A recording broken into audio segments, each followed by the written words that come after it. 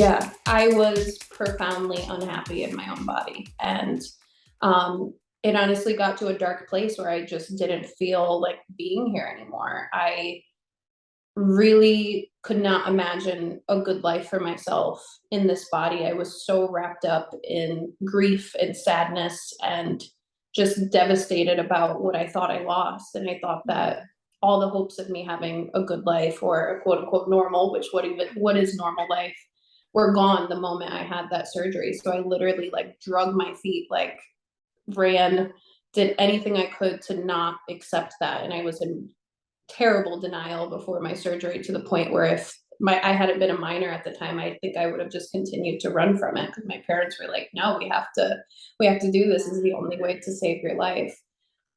So I would say 2020, I really had to sit with a lot of those feelings. Like there was nowhere to go, there was nowhere to run. Like What a great time.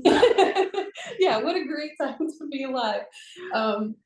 So I had to sit and confront a lot of those things that I had continued to try to run from, and it got, to a dark place. I'm like, okay, what do I want to, at least give myself a shot or a chance? Like, what if I just, fake it till I make it type of thing? What if I pretend that I can have a good life in this body? And I think over time, like I started to see just how I started to adapt physically, and I think mentally to that question or that notion, like, oh, okay, like all of these things that I thought were terrible are ableism. They're not actual real things like that are in my life. Like I was like, I still have friends, I still have family, I still like have found new ways to enjoy the things that I like doing even without an arm.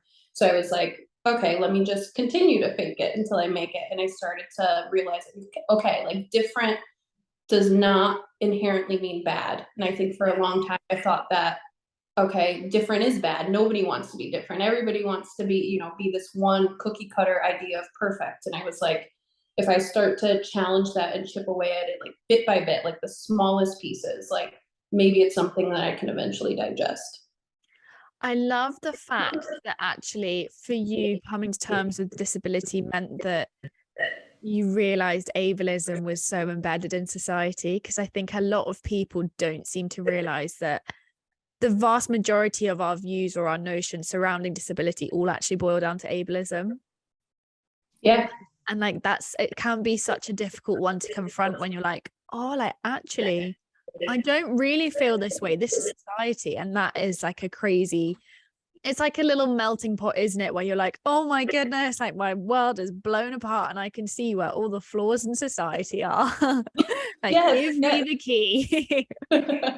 Yes, and I think that for me, and especially like in the last couple years, just like reaching out to more people in the community and like finding literature and like books written by like us, like this community, like I started to realize like, oh, okay, a lot of the language that I had that was like so like negative, such negative self-talk, such like so bad and down on like myself, is not something that like exists like just naturally. This is something that was created.